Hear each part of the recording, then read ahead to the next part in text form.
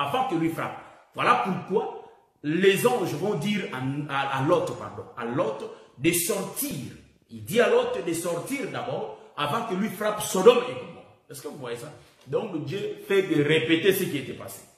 Donc, la Bible dit que, afin que je ne vous fasse pas périr avec lui, car vous avez eu de la bonté pour tous les enfants d'Israël, lorsqu'ils montèrent d'Égypte. Et les Kenyans se retirèrent du milieu d'Amalek. Et ils ne sont pas morts. Saül bâtit Amalek depuis Avila jusqu'à Shur, qui est en face de l'Égypte. Il prit vivant Agag, roi d'Amalek. Voyez-vous, au lieu de tuer, lui, il a pris vivant.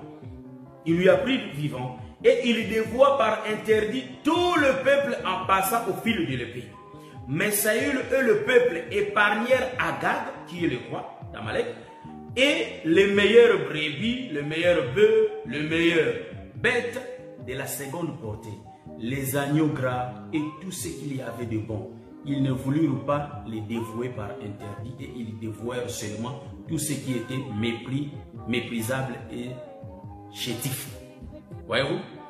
Après, l'Éternel revient chez Samuel. Il dit, l'Éternel adressa la parole à Samuel et lui dit, je me répands d'avoir établi Saül pour roi, car il se détourne de moi et il n'observe point mes paroles. Samuel fut irrité et il cria à l'Éternel toute la nuit. Je me limite là. Je commence à expliquer. Frères, comprenez. Donc, en réalité, Saül n'est rien d'autre que l'ombre d'Israël qui écoute la parole. Au lieu de mettre cette parole en pratique, mais il ne met pas cette parole en pratique. Voyez-vous? Ce qui est important à Dieu, quand on obéit à sa parole. Donc, le bras de Dieu qui était descendu, en réalité, c'était bien Samuel qui parlait à Saül. Les bras de Dieu. Mais Dieu avait dit une chose. Tu ne peux pas toucher les épines sans pour autant que tu aies les faire. Donc, en réalité, si nous voyons que Saül et son peuple n'ont pas obéi à cette parole, parce que, en réalité, Saül, nous disons que Saül, en écoutant cette parole était parabolique. Voilà pourquoi il ne pouvait pas saisir cette parole. Dieu a dit de tout tuer, mais lui, il parle le roi, il parle le brebis, il parle beaucoup de choses, le bœuf qui était gras. Voyez-vous? Donc, en réalité, il n'avait pas obéi. Donc, Israël, c'est un peuple méchant qui n'obéit pas à la voix de l'Éternel. Mais pourquoi tous les prophètes de l'ancienne alliance ont été épargnés? Parce que quand ils parlaient au peuple, ils avaient porté des gants, ou soit ils avaient mis dans leurs mains le fer, ou soit le bois. En d'autres termes, les prophètes osaient nous dire que les prophètes utilisaient des paraboles. Mais regardez, le Seigneur Jésus-Christ dit là-bas que la semence a été étouffée. Donc, la semence a été étouffée par les épines. Nous disons que celui qui va toucher les épines sans pour autant qu'il mette en réalité le fer ou soit le bois, il va être blessé. Voilà pourquoi vous comprenez que cette écriture est en train d'expliquer que en réalité, Jésus qui vient, c'est lui la semence. Jésus qui tombe au milieu des épines, c'est Jésus qui descend en Israël. Voilà, Jésus qui descend en Israël. Israël étant un peuple méchant, Israël va faire de sorte que la semence soit étouffée. Donc la semence en réalité c'est la parole. Nous ne fabriquons pas vrai. Donc si Jésus avait dit que la semence c'est la parole, la personne qui écoute la parole, mais qui ne le met pas en pratique. Donc bien aimé frère, ma soeur, je te dis que tant que tu n'obéis pas à la parole, tu es en train de crucifier Christ à la parole. Donc je resacrifie Christ. C'est ce qui est diabolique. Quand on écoute la parole de Dieu, il faut que nous mettions cette parole en pratique. Est-ce que vous voyez ça? Donc voilà pourquoi vous allez remarquer qu'en réalité, la parole qui est sortie, qui est entrée dans l'oreille, c'est le Fils de l'homme qui est tombé au milieu d'Israël. Pourquoi? Parce que Dieu avait endurci leur cœur, dit le prophète Isaïe. Donc nous comprenons que les épines, c'est les méchants. Israël qui avait tué Jésus. Donc la sémence de Jésus qui a été tué. Tuer Jésus, ce n'est pas de ne pas mettre sa parole en pratique. Donc toi et moi, si nous ne mettons pas la parole de Dieu en pratique, nous sommes en train de tuer le Seigneur. Est-ce que vous voyez ça? Est-ce que vous avez compris que les épines, c'est un peuple? Donc, vous allez comprendre que Dieu qui avait des bras. Donc, les enfants là, dans les jardins, l'arbre de vie, de la connaissance du bien et du mal est l'arbre de vie. Dieu n'a pas interdit au peuple de manger l'arbre de vie. C'est pourquoi vous allez remarquer dans les jardins, le Seigneur dit que non, empêchons-les pour qu'ils ne touchent pas à l'arbre de vie. Voyez-vous? Donc, c'était le matin que le peuple ne pouvait pas être sauvé. Voyez-vous? Donc, c'est pourquoi Dieu avait utilisé des langages, des gants, hein, donc de fer, de bois, pour empêcher le peuple de ne pas bien comprendre ça. En fait, qu'il soit sauvé. Quoi, Jésus n'était pas venu pour sauver tout le monde. Jésus était venu que pour sauver un peuple. En réalité, un peuple prédestiné. Voilà pourquoi, si nous touchons à la prédestination, vous allez comprendre que Dieu, c'est un grand monteur à scène. Quand il monte des choses, vous allez remarquer qu'il a tout organisé et il avait tout monté. Voyez-vous? Et il met en scène. Donc ici, vous allez comprendre que les épines, c'est un peuple, et les prophètes, c'est lui, les bras de Dieu. Donc le prophète, les deux bras dans les jardins, c'est Moïse et Jésus. Moïse, c'est l'ombre de Jésus. C'est une seule personne. Mais en réalité, sauf que Moïse, c'est l'ombre. Ça, nous le répétons. Vous allez remarquer, si nous touchons un autre aspect, vous allez voir aussi au temps de notre prophète Akab. Ça, pour voir ça, je peux prendre rapidement l'écriture pour essayer un peu de voir ça rapidement. Donc, en réalité, nous allons prendre les livres de Akab, la mort d'Akab. C'est où? C'est un roi, je crois. Donc, la mort d'Akab, c'est un roi, chapitre 22, je crois. Un roi, chapitre 22. Je vais expliquer ça. Si nous lisons, ça va nous prendre du temps. Alors, je vais expliquer ça. La mort d'Akab, cela explique que les épines, hein, ici, il faut me saisir, ici, et c'est là où j'avais dit que je vais tourner. Pour essayer un peu de tourner ici, il faut vraiment bien serrer les ceintures, car nous allons monter dans les airs. Et quand nous montons dans les airs, les prophètes acclament et les apôtres acclament. Noir sur blanc, vous allez voir comme si les prophètes du matin n'ont pas fait un travail.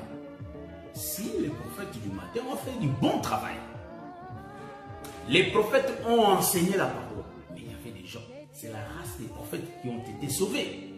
Voyez-vous? Donc David a été sauvé. Voyez-vous? Donc Salomon a été sauvé.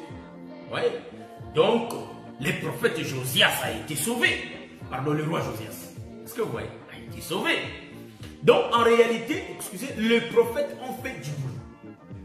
Pour vous dire que ici aujourd'hui, nous allons dire que et les prophètes du matin et les apôtres ont prêché la même chose. Il n'y a pas la contradiction. Sauf que si nous regardons ça noir sur blanc, nous allons trouver comme s'il y a la contradiction. Mais il n'y en a pas. Prenons l'écriture de 1 roi, je crois, chapitre 22, la mort d'Akab. Vous allez remarquer une chose. La Bible dit, ce que je dis c'est écrit, mais vous allez lire ça. La Bible dit ceci. Dieu était en réunion avec son armée. Il y avait l'armée à sa gauche et il y avait l'armée à sa droite. Dieu était en réunion. Mais vous allez remarquer une chose. Les choses dont je parle ici, nous connaissons déjà que cela a été déjà prêché. Mais l'autoroute que moi je vais prendre aujourd'hui, nous disons que c'est le doctorat, c'est les militaires. En réalité, on a entendu l'enseignement, mais nous n'allons pas marcher comme ça. Nous allons emprunter d'autres autoroutes jamais utilisées. Voyez-vous? Nous sommes ici pour dire quoi? Pour essayer d'expliquer que Akab, en réalité, il était roi d'Israël. Il était là. Mais Josaphat va monter vers le roi d'Israël. Donc il y avait deux trônes. Donc les trônes d'Akab et les trônes du roi Josaphat. En d'autres termes, nous allons voir que là-bas, il y avait la présence du roi Akab et le roi Josaphat. Ils étaient là. Et le peuple était là. Vous savez que le roi Josaphat, c'est lui le roi de Juda. Parce qu'il y avait des royaumes. Et le roi Akab était le roi d'Israël. Donc il y avait 12 tribus. 2 tribus représentaient le royaume de Juda. Et les 10 tribus représentaient le royaume d'Israël. Donc nous connaissons dans l'histoire.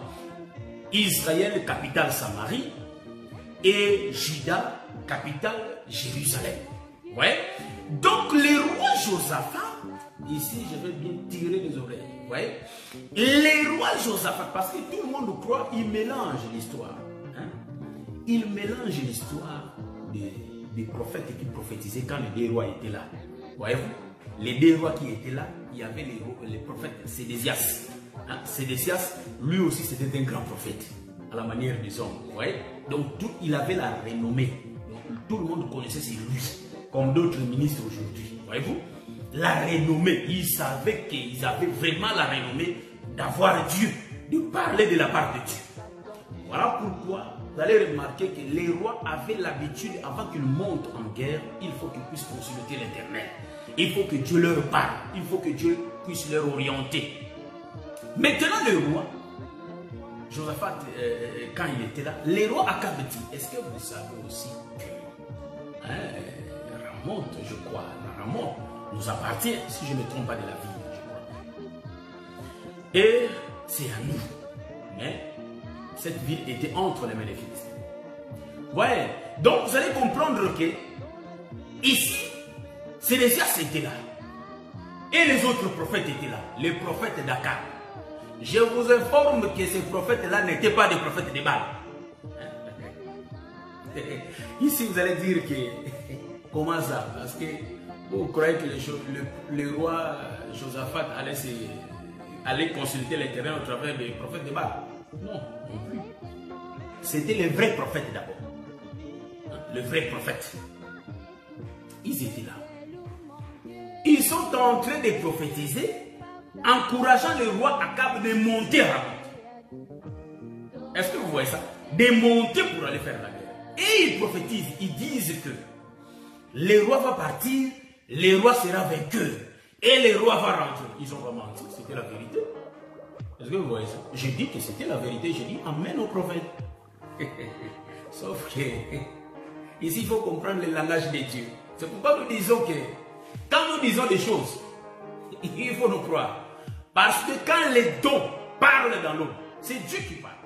Nous sommes en train de révéler les choses cachées depuis la nuit des temps. Ici, nous sommes en train de les révéler.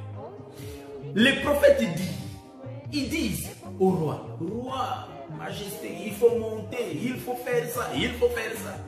Le roi était content.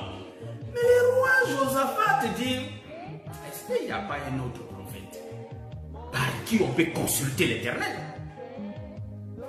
Et maintenant le roi, il dit, Akab connaissant ces prophètes, il dit, il y a encore un prophète. Voyez-vous? Parce que en réalité, il y avait un prophète, ces prophètes ne prophétisaient pas du bien pour le roi. Le roi dit, il y a encore un prophète, mais il n'a jamais prophétisé du bien pour moi. Donc frère, si tu vois que Dieu te parle toujours en mal, parce que Dieu parle aussi en mal, je vais exhorter quelqu'un. Si tu vois que Dieu te parle toujours en mal, essayez un peu de voir ta façon de marcher avec lui. Parce que si Dieu t'avertit pour que tu puisses changer ta vie, si Dieu m'avertit pour que je puisse changer ma vie, mais nous connaissons les hommes de Dieu, frère. Les hommes de Dieu, ils commencent à dire, lui il est comme ça, lui il est comme ça. Mais si cela est la parole de Dieu, mais pourquoi toi-même tu n'as pas dit ça aux concernés? Nous disons que si l'Éternel révèle quelque chose, si la chose est vraie, l'Éternel envoie l'homme qui a vu ça d'aller trouver la personne concernée. Mais l'homme de Dieu ne parle pas derrière le dos pour salir l'autre. Ça, nous l'appelons ça, c'est dénigrer la personne. Est-ce que vous voyez ça? Ça, c'est dénigrer la personne. Ce n'est pas le message de Dieu. Ça, c'est diabolique, satanique. Un homme pareil va partir droit, tout droit en enfer. J'ai jamais vu un prophète que Dieu a dit, va dire au roi un tel. Donc, Dieu a dit au prophète Nathan d'aller parler au roi, d'aller dire au roi que le roi, ce que tu as fait n'est pas bon de prendre la femme de ton serviteur. Le prophète était parti dire au roi. Le prophète n'a pas tourné à ses disciples pour dire que vous voyez le roi, il est comme ça, il est comme ça. Ça, c'est pas le message de Dieu. Diabolique, satanique. Est-ce que vous voyez ça? Un homme pareil, il faut qu'on lui serre le main et le jeter en enfer. L'enfer n'est pas encore fait, voyez-vous? Donc l'enfer n'existe pas encore. Voyez? Donc je suis en train de dire, si le Seigneur te donne le message de quelqu'un, étant un homme de Dieu, mets-toi debout, que ce soit en bien, que ce soit en mal, fais comme Samuel. Samuel, quand il était arrivé chez le père de David, quand Isaïe avait vu Samuel, Isaïe a dit, oh, il y a la présence de l'homme de Dieu. Est-ce que le Seigneur veut nous parler en bien ou en mal?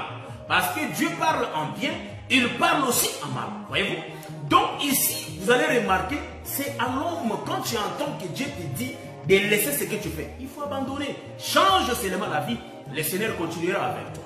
Voyez-vous? Mais si le Seigneur ne dit rien, il faut l'homme de Dieu se taise. Il ne faut rien dire parce que Dieu n'a rien dit. Il ne faut pas que nous fabriquions des choses pour attirer la gloire. Diabolique, satanique. Nous ne sommes pas des hommes de Dieu si on est comme ça. Mais marchons comme le prophète. Nous avons le modèle, les prophètes et les apôtres. Si Dieu ne dit rien, on reste tranquille. Mais si Dieu dit de passer le message, on cherche la personne concernée et on lui passe les messages de l'Éternel. Ça, c'est le vrai serviteur. Voyez-vous?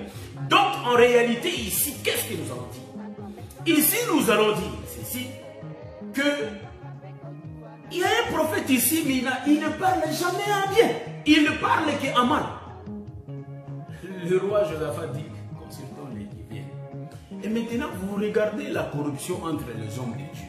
La personne qui monte pour appeler le prophète Michée, il dit déjà, nous tous, nous avons prophétisé en bien au prophète. Donc, j'ai dit ceci, par rapport à la révélation, tous les prophètes qui disaient au roi de monter, ce sont les prophètes du matin. En d'autres termes, c'est la loi qui a été présentée au roi Josaphat par le roi Akab de monter à Ramoth pour aller se battre avec le Philistin. Vous voyez ça? Donc, les prophètes ont dit, les prophètes du matin, les prophètes du temps du matin ont dit au roi de monter. Est-ce que vous voyez ça? Pourquoi ils ont dit au roi de monter? Parce que leur mission était de parler pour que le roi meure. Le roi physiquement il va mourir, mais spirituellement le roi ne meurt pas. Car il savait que le roi, tu ne vas pas mourir, tu iras et tu gagneras. Et c'est de la même sorte, c'est la vérité, parce que tous les prophètes du matin ont tué celui qui venait le soir. Mais il n'est pas mort, il est ressuscité. Est-ce que vous voyez ce que je vois là, moi? Est-ce que vous voyez ça? Donc, le prophète Sédécias et ses amis-là, le prophète qui parlait au roi Akab, en réalité, ils sont l'ombre du prophète du matin. Les prophètes du matin, ils ont prophétisé la paix, en d'autres termes. Ils ont prophétisé pour que celui qui vient meure. En d'autres termes, nous disons que les prophètes qui ont prophétisé le matin, ils ont prophétisé pour que le roi part mourir. Donc le roi Akab part mourir. Est-ce que vous voyez ça? C'est ainsi que vous allez remarquer que le roi n'est rien d'autre que Joseph lui-même. Je vais expliquer ça ici. J'aime les Écritures. Joseph, il va venir le soir. C'est lui le roi qui vient le soir. Mais en même temps, il est prophète, il est sacrificateur, il est roi. C'est lui qui vient le soir. Donc c'est Michée. Ici, nous allons dire que et Akab et Michée, c'est la même personne. Mais remarquez, suivez mon autoroute très bien. Ça sera trop clair. C'est-à-dire le ministère sert à relier ce qui ne se relie pas. Vous savez, c'est les GPS. Même s'il y a des loups, les GPS vont te faire tourner jusqu'à trouver la route. Donc nous disons que la navigation système, c'est le ministère. Vous voyez? Donc ici, vous allez remarquer, suivez bien. Quand je vais finir ça, on descend et puis on finit. Donc en réalité, ici, vous allez remarquer.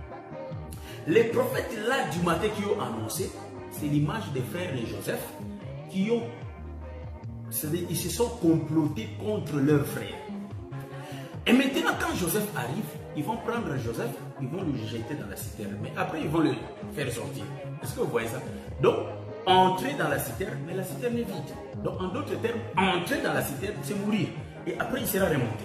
Donc, nous voyons notre deuxième mouvement. Il va entrer dans les chars. Il entre dedans et puis il va sortir. Troisième mouvement, il entre dans la prison, c'est la mort. Et il va sortir. En d'autres termes, quand ils vont dire au roi de monter, il gagnera. Nous disons amen spirituellement.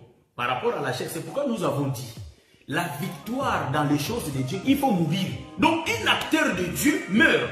Un acteur de Dieu ne reste pas vivant. Si tu restes vivant, tu n'es pas un acteur. Donc tu ne vas pas gagner. C'est pourquoi les Moïse, les Habakkuk, les Jérémie, ils étaient restés vivants. Ils ne sont pas morts pour le peuple. Donc ils n'ont pas gagné. Ils ont échoué. Donc pour gagner les combats, il faut mourir comme Christ. Il meurt, après il ressuscite, c'est là gagner. Pourquoi nous disons, Le prophète Akab a été prophétisé qu'il va gagner. Le prophète Akab qui monte pour... je vous salue aussi mon bien-aimé. Donc en réalité, le prophète Akab, il va monter à Ramoth pour faire les combats. Suivez-moi très bien. Et puis on part prendre le prophète, en réalité qui? Le prophète Michée. Quand Michée vient, il dit, j'ai vu l'Éternel assis avec son armée, à sa gauche et à sa droite. Il cherchait quelqu'un pour qu'il puisse séduire Akab. L'Esprit l'a dit, viens, moi, envoie-moi. Qu'est-ce que tu vas faire? Je vais faire entrer l'esprit des mensonges. Ça, c'est le texte. Je vais faire entrer l'esprit des mensonges dans ce prophète. Et ils vont prophétiser pour que les seigneurs partent. Ça, c'est le texte noir sur blanc. Nous allons trouver, nous disons Amen à cela. C'est pourquoi Akab était monté, les Sédécias étaient remplis de la honte. Si je suis tous les textes, c'est ainsi que moi je ne peux pas prendre tous les textes. Voyez-vous, parce que si je prends tous les textes, parce que l'Écriture atteste noir sur blanc que tous les prophètes là ont prophétisé du mensonge parce qu'il y avait l'esprit des mensonges en eux. Mais moi je prends seulement les textes, donc je coupe. Donc nous faisons le découpage. Je vais découper pour donner la véritable révélation. Pour découper, regardez-moi bien et vois-moi bien comment je vais découper. Donc nous c'est difficile de rater. En réalité nous allons couper pour en donner la forme. Ouais. Donc ici vous allez remarquer. C'est pourquoi j'ai dit, j'ai vu Joseph. Je prends la scène de Joseph, je l'ai fait entrer dans la cave. Pour dire quoi? Joseph était venu, mais en réalité, tous ceux qui étaient avant lui, ils ont complété pour qu'il meure. En d'autres termes, ce sont des prophètes qui disent au roi de monter, il y aura la victoire. Mon frère, il n'y avait pas la victoire. Parce que les rois m'ont dit, va, tu ne mourras pas et tout. Pas. Donc, il pousse le roi pour aller mourir. Mais c'est l'écriture. Car même Esaïe prophétise la mort de Jésus. Voyez-vous? Je fais le découpage. Donc ici, nous disons que le prophète qui prophétise cela, il voyait déjà que Jésus, pour gagner, il faut qu'il puisse mourir pour le peuple. S'il meurt pour le peuple, ici, il va être ressuscité.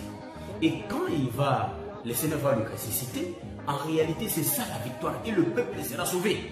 Donc, le problème de Ramoth, c'est tout un peuple. Voyez-vous? Donc, Ramoth, en réalité, c'est une partie d'Israël. Je l'ai dit qu'Israël, en d'autres termes, c'est la bergerie frère. Ramoth, Jean chapitre 10. Ramoth, en réalité, c'est la partie que les Philistins occupaient. En d'autres termes, Ramoth, c'est le peuple dont Satan retenait encore. Mais pour que le peuple là rentre dans la bergerie, il faut que le roi meure et que le roi ressuscite. Voilà pourquoi vous allez comprendre que les prophètes qui ont parlé le matin, en réalité, ils ont poussé les rois à monter. Donc, en d'autres termes, il faut qu'ils montent sur la croix, mourir. Donc, il va pousser les rois de monter pour aller mourir sur la croix. Est-ce que vous voyez ça? Donc, Akab, l'ombre de Christ. Est-ce que vous voyez ça? Maintenant, Michée qui vient. C'est lui qui vient. Roi, si tu montes, tu vas mourir. Donc, nous disons que ceux qui ont parlé le matin, ils ont parlé de la victoire, mais sans explication. Mais celui qui vient le soir, c'est lui qui amène l'explication. Que le roi, si tu montes, tu vas mourir. Donc, il donne l'exactitude des choses. C'est pourquoi, quand il parle en parabole le matin, il est comme tous les prophètes. Voilà pourquoi Michée était venu avec deux langages. Il dit, roi, monte, tu vas gagner. Et le roi connaissait les prophéties. J'avais dit que tu diras seulement ce que l'Éternel te dit de dire. Dis-moi la vérité. Il dit que non, si tu montes, tu mourras. Je suis en train de voir Israël se disperser comme le brebis sans berger. Les prophètes, voilà pourquoi nous disons ici, frère, il faut faire attention avec ces noms, porter des galops de noms. Il faut faire très attention. Le prophète Sédécias dit que, qu'est-ce que toi tu dis? Tu dis que le roi va mourir? Il va mourir. Quand est-ce que l'Esprit de Dieu, c'est pourquoi il faut bien lire les Écritures. Il dit, quand est-ce que l'Esprit de Dieu est sorti en moi et entré en toi? Donc nous disons que, quand nous voyons à la manière des hommes, Sédécias était bien réputé que Michée. Donc Michée, moi prophète d'Asikin, donc le vieux Sédécias était là. Donc Israël savait que si tu cherches le prophète Sédécias, donc Dieu est avec lui. Est-ce que vous voyez? Maintenant Sédécias dit à Michée, quand est-ce que l'Esprit de Dieu m'a quitté pour te parler? Le prophète Michée dit que j'ai vu Dieu. Donc voyez-vous, Celui qui avait la révélation de voir, c'était bien le prophète Michée. Or, le prophète Michée était le dernier prophète à venir. Les derniers prophètes qui viennent, c'est lui le prophète et c'est lui le roi. En d'autres termes, il faut que Sédécias puisse frapper Michée. Nous disons que la main qui avait frappé Michée, c'est le prophète Sédécias, l'ombre d'Israël qui frappe le Messie, qui vient le dernier. Donc la frappe, hein, est-ce que vous m'avez bien? Bon, ceux qui n'avaient l'église, ils ont gagné, mais en réalité, la frappe, donc le prophète, qu'est-ce qu'il va faire? L'écriture dit dans le livre d'Ésaïe, on lui a amené, est-ce que vous voyez? On lui a amené comme une brebis muette qui ne parle pas. Et vous allez remarquer que le prophète Sédécias, c'est lui Moïse qui va frapper Christ. Donc, tout ce prophète, les découpages, frère, nous coupons. Donc, tous les prophètes, on prend tous les prophètes, on les met à côté. Prenons le prophète Sédécias. Il dit quand est-ce que l'Esprit de Dieu a quitté moi. Donc, c'est comme Moïse, c'est lui les grands frères. Nous avons le vieux prophète et les jeunes prophètes. Les jeunes prophètes ont été jalousés par le vieux prophète. Nous disons qu'il faut que chacun puisse comprendre son temps. Voyez-vous, Dieu utilise chacun de nous. Ici, nous regardons, quand nous prêchons, nous voyons il y a de nos bien-aimés qui nous suivent de partout. Vous êtes là, je vous cite, et je vous salue tous au nom de Jésus. Vous nous suivez de partout. Mais il y aura un temps, on va dire, la façon dont les frères Païs et Jésus expliquent les Écritures. Nous ne comprenons pas. On va les louer quand son temps va arriver. La façon dont Thomas Ghislaine Noëta est en train d'expliquer, de décortiquer l'écriture, même nous on n'a pas fait ça comme ça. Chacun a son temps que le Seigneur l'utilise. Voilà pourquoi Sédécias était confondu. Il dit quand est-ce que l'Esprit de l'Éternel m'a quitté? Oui, parce que toi tu as été rempli par l'Esprit de mensonge, noir sur blanc. Mais le mouvement de Sédécias, de frapper Michée, nous comprenons que c'est Moïse qui frappe Jésus. En d'autres termes, c'est Moïse qui tue Jésus. Voilà pourquoi j'ai bien dit que et le prophète Michée et le roi Akab, c'est la même personne. Donc, ils sont destinés à la mort. Donc, nous voyons que les prophètes qui ont prophétisé aussi le matin n'ont pas menti. Parce que Jésus n'est pas mort, il est vivant. Il voyait spirituellement que cet homme ne va pas mourir. Parce que le problème, c'est quoi? Le problème est de prendre Ramoth. Mais pour prendre Ramoth, il faut mourir. C'est pourquoi Jésus va quitter le ciel pour venir nous récupérer. Nous là, nous sommes l'olivier qui a été greffé. En d'autres termes, nous sommes un peuple d'Israël, mais on appartenait à Satan. Voyez-vous? Donc on n'était pas dans la bergerie. Or la bergerie c'est Israël. C'est pourquoi le frère Paul dit, les droits des cités on ne l'avait pas. Parce que nous sommes la partie d'Israël, mais on a été récupérés par le diable. Mais ce que le Seigneur va faire, il faut qu'il quitte le ciel, descendre pour venir prendre. C'est pourquoi Michée avait vu l'armée de l'Éternel s'asseoir et descendre. On peut aussi tourner. On peut aussi tourner, frère, dans ces choses. On peut aussi tourner pour dire que par rapport à l'écriture de Jérémie chapitre 23, Dieu avait organisé son conseil. Donc le sein d'Akab, en réalité, nous pouvons rentrer dans l'éternité pour expliquer ça. Si nous rentrons avant le temps, voyez-vous, parce que nous avons le temps et avant le temps. Hébreux chapitre 10 nous dit que Christ entrant dans les temps. Mais ça existe aussi avant le temps. Donc, avant le temps, dans l'éternité, il y avait les conseils. Tous les ministres que nous voyons ici, en réalité, on a été dans l'éternité. Là, on avait écouté ces choses. Voyez-vous? On avait écouté ces choses. C'est pourquoi nous sommes venus ici et après quelques temps, ça commence à se rappeler.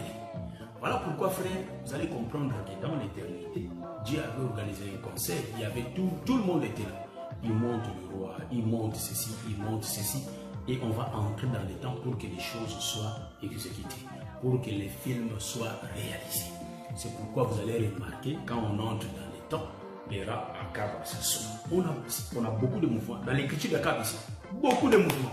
Parce que vous allez comprendre qu'il y avait des trous. C'est pourquoi les gens confondent les choses, frère. Un seul royaume ne peut pas avoir deux rois. Est-ce que vous voyez ça? Un seul royaume ne peut pas avoir deux rois. Je vais tourner encore pour expliquer dans la révélation. C'est pourquoi je dis que la révélation, c'est la base de cet évangile, frère. Donc, la révélation, c'est la base de cet évangile. Car la Bible dit qu'il y a la pensée véritable de Dieu qui est cachée derrière. pendant que les scribes, les pharisiens lisaient les Écritures, ils voyaient les Écritures que... non, il dit que... vous sondez les Écritures, Jésus l'a dit. Vous croyez avoir la vie en elles, mais ce sont elles qui rendent le témoignage de moi. Oh, donc, les Écritures là parlent d'une personne qu'on appelle Jésus. Est-ce que vous voyez ça? Donc, ils sortent de l'Écriture. Donc, derrière l'Écriture, c'est un homme qu'on appelle Jésus. Voyez ici. Dans un seul royaume, nous disons que deux royaumes se subdivisent. C'est pourquoi quand je vais venir avec l'enseignement les déchirements de la royauté d'Abraham, dont je donne déjà le flash, quand nous allons prendre cet enseignement, vous allez comprendre que c'est le même royaume, frère. Il n'y avait pas deux royaumes. Même au commencement, en prenant Israël, il n'y avait qu'un seul royaume. Vous voyez? Mais nous voyons deux rois. Il y a un moment où les gens, même quand ils lisent, non, il est assis à la droite de Dieu. Ils croient qu'il y a deux trônes, quoi. Ils croient vraiment que noir sur blanc, il y a deux trônes. C'est pourquoi beaucoup ont la confusion. Ils confondent ces choses, de croire qu'il y a deux trônes. Il y a Dieu le Père, Dieu le Fils, Dieu le Saint-Esprit. Voyez-vous? Mais dans le trône, ils voient le trône du Père et du Fils. Est-ce que vous voyez ça? Mais nous disons qu'il y a un seul trône. Voyons noir sur blanc. C'est pourquoi quand tu ne vois pas dans la réalité, rentre dans l'ombre, tu vas tout voir. Hein? Donc, beaucoup de gens ont des difficultés de voir les Écritures dans l'ombre. Dans l'ombre, c'est difficile de voir. Mais il fait la grâce à qui il veut faire grâce. C'est ainsi qu'il faut demander la grâce de Dieu. Rentrons dans notre enseignement. Je vois Akab assis avec le roi Josaphat. Je vais expliquer ça. Qu'est-ce que cela signifie? Deux rois qui s'assoient. Il y a un roi qui dit, conseiller de l'Éternel. L'autre roi dit, il y a les prophètes là, prophétisent du bien pour moi. Mais il y a l'autre qui prophétise du mal. Je crois qu'avant que je puisse toucher les deux rois, je vous ai expliqué que les deux prophètes, et le matin et les prophètes du soir, ils prêchaient la même chose. C'est pourquoi même les prophètes, même les apôtres ont prêché la même chose. Cela s'est accompli dans la chair de Jésus. Quand il était venu au jour de sa chair sur la terre, quand il était là, Jésus, pour parler, il s'est présenté d'abord étant le prophète du matin en parlant en parabole. Et puis, il donne l'explication du soir étant le Messie qui avait l'explication de toutes choses. Il donne l'explication. Cela veut dire, il donne l'écriture et puis il donne l'explication. En d'autres termes, il donne le songe et puis il en donne l'explication. Voyez-vous, un seul homme. Mais chez les prophètes le matin, comme Dieu a proposé des paraboles, ils ont parlé qu'en paraboles. Les paraboles étaient quoi? Étaient dire en réalité au prophète, au roi, de monter. Roi, monte, tu vas gagner, tu vas faire ça. Il disait la vérité, parce que Jésus a gagné, il nous a gagné. Mais ils n'ont pas présenté la mort, parce qu'ils n'ont pas donné la précision. Voyez-vous? Mais quand Michée vient, c'est Michée qui donne la précision. Tu monteras, tu mourras. Je vois Israël comme ça, il donne des détails. Voyez-vous? Mais le roi va toujours monter pour aller mourir. Il va toujours finir par monter pour aller mourir. Mais après, le roi revient encore. C'est moi Jésus qu'on a crucifié. Qu'est-ce que les prophètes de ces déjà sont dit? Il faut dire que tu vas gagner. Donc, en réalité, Jésus a combattu, il a gagné. Donc, nous là, nous combattons déjà dans la victoire. Car notre direction, en d'autres termes, notre tête a déjà gagné. Et nous là, qu'est-ce qu'on va voir? On suit seulement la tête. Donc, en réalité, nous sommes en train de combattre dans la victoire. Shalom, shalom, que le Seigneur vous bénisse. Voyez-vous? Donc, que le Seigneur vous bénisse. Donc, ici, vous allez remarquer, nous avons deux rois. Mais vous savez que deux têtes ne peuvent pas exister. En réalité, vous allez comprendre qu'il y a deux rois. Il faut voir aussi l'Apocalypse. Nous voyons qu'il y a deux rois. Deux rois expliquent le Père et le Fils. Remarquez. Josaphat était l'ombre du Père. Akab l'ombre du Fils. Est-ce que vous voyez ce que je dis? Akab l'ombre du Fils. Pourquoi je dis Akab l'ombre du Fils? Parce que Akab doit être tué par la loi. La loi va tuer Akab, mais Josaphat va rester en vie. C'est pourquoi Jésus, même pour aller vers la croix, vers la croix, vers la croix. Mon père, pourquoi m'as-tu abandonné? Parce qu'il était des rois. Il y avait la maison et l'homme Dieu à l'intérieur. Donc, en d'autres termes, je ne sais pas si vous me comprenez. Donc, nous disons des choses profondes, mais facilement. Est-ce que vous voyez? Donc, en réalité, il y avait des rois. C'est pourquoi je dis que dans l'enseignement de la CAB, on peut faire ça des jours et des jours. On est en train de parler, de décortiquer des morceaux. C'est ainsi que j'ai dit. Aujourd'hui, moi, je parle. J'acclame le Seigneur, que le Seigneur vous bénisse. Demain, je vais acclamer les autres ministres qui vont parler. Parce que Dieu utilise les gens. C'est pourquoi j'ai dit, quand nous prononçons des choses, un jour, vous allez le voir.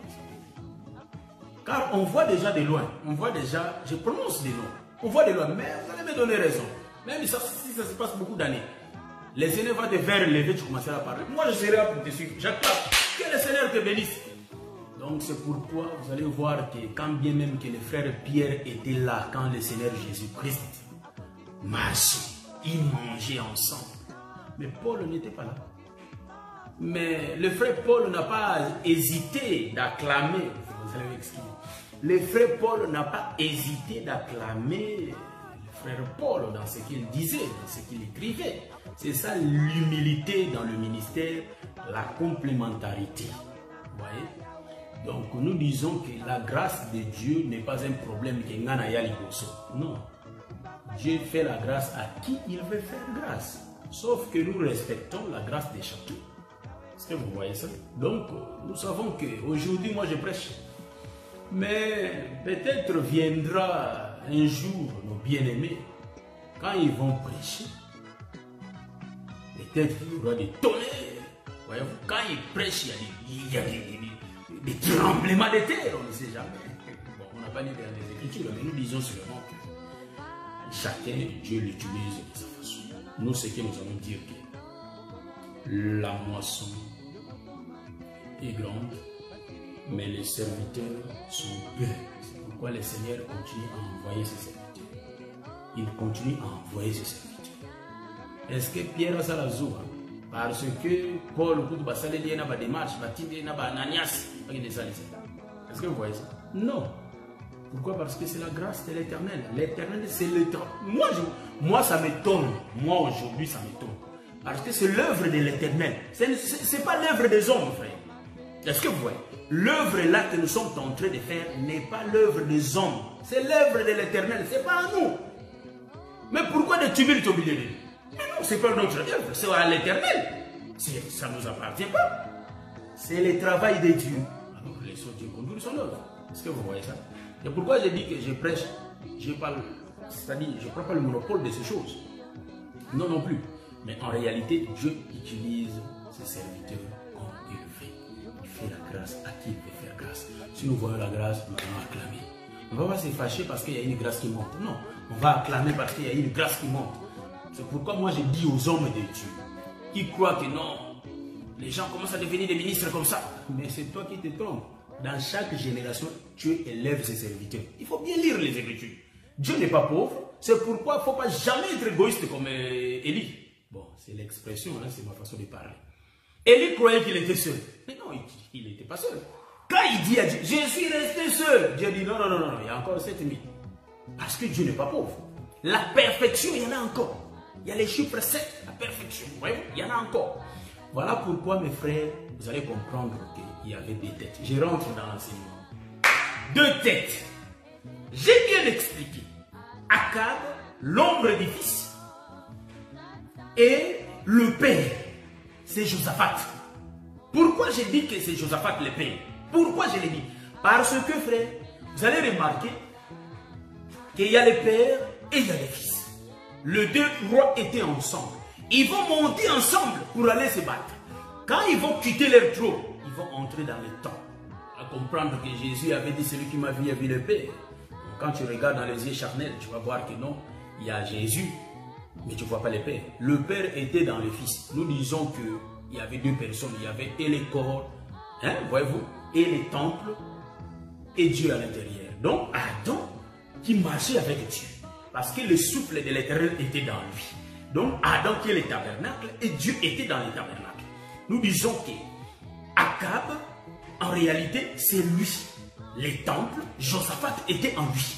C'est pourquoi quand ils sont montés, les Philistins ont attaqué et directement Akab était mort. Quand Akab est mort, automatiquement Josaphat va partir. Cela explique le mouvement de la croix. Là où, en réalité, Jésus va mourir. Et Jésus va crier, Père, Père, pourquoi m'as-tu abandonné? Voyez-vous? Donc nous disons qu'il y a Josaphat qui part. Donc un meurt, un part. Est-ce que vous avez vu les scènes, les mouvements? Un jour, nous allons faire l'émission spéciale sur ça, l'enseignement, pour décortiquer tous les détails, les petits détails. C'est ça les dons. Nous allons décortiquer ça, expliquer ça, mouvementer ça. Tous les mouvements des rois, des prophètes, témoignent de Jésus. C'est ainsi que quand nous lisons, il y a des virgules, il y a des pensées. Partout où on lit, il y a vraiment des pensées.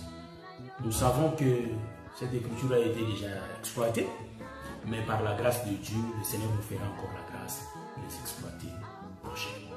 Que le Seigneur vous bénisse. Je crois que j'ai mis déjà longtemps. Je ne sais pas combien de temps, mais je vais voir un peu. Je crois que nous avons déjà dépassé l'heure parce que le docteur Adélard n'est pas là. C'est pourquoi on a profité. 1h40, je ne savais pas. Bon. Nous allons vraiment savourer un peu la musique. Je vais mettre la musique, nous allons nous séparer. Bien aimés, veillons sur nos marches. Si le Seigneur nous reproche, changeons, frère. Changeons. Nous sommes pour un laps de temps sous le soleil. Nos pères Abraham ne vivent plus. Ni nos papas qui nous ont précédés, comme les prophètes Samuel, les prophètes Ézéchiel, ils ne vivent pas. Donc en réalité, ils sont partis parce qu'ils étaient en pèlerinage. Maintenant, c'est notre génération qui est en pèlerinage sous le soleil et nous allons aussi partir. C'est pourquoi si Dieu nous reproche de quelque chose, changeons automatiquement. Dieu ne va pas revenir pour nous parler pour la deuxième fois si nous avons déjà changé notre façon de marcher. Veillons sur notre marche car la loi reste là. Moïse est toujours là, frère. C'est pourquoi vous allez voir que dans les jardins d'Éden, il y a toujours l'arbre de connaissance du bien et du mal et l'arbre de vie, ensemble toujours. Cela veut dire que et la loi et la grâce marchent ensemble. Voyez-vous? Donc c'est pourquoi maintenons-nous vraiment bien et gardons notre marche devant le Seigneur. On a fini. Je rentre pour mettre la chanson. Voilà, donc je cherche la chanson. Vous allez me supporter rapidement. Je ne me suis pas préparé pour ça, mais je crois que je vais mettre la bonne musique. Et nous allons commencer à savourer cette chanson.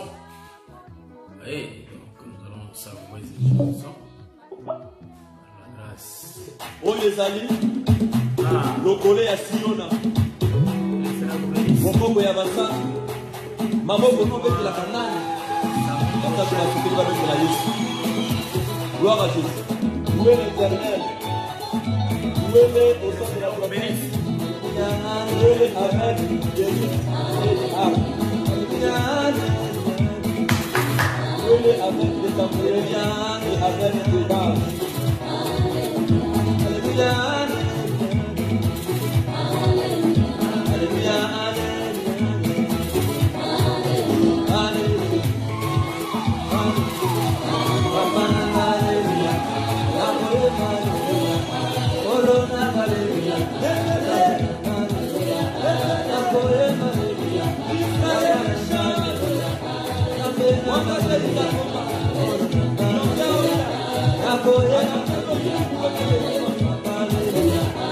Je salue mon bien-aimé Israël Inueta, mon bien-aimé Païsel Kiokolo Zéro, mon bien-aimé fils d'Aaron. Je salue ma soeur Liliana Santos, ma soeur Véron Boy. Que le Seigneur vous bénisse, mon bien-aimé fils d'Aaron. Merci Jésus, merci Jésus, merci Jésus, merci Jésus.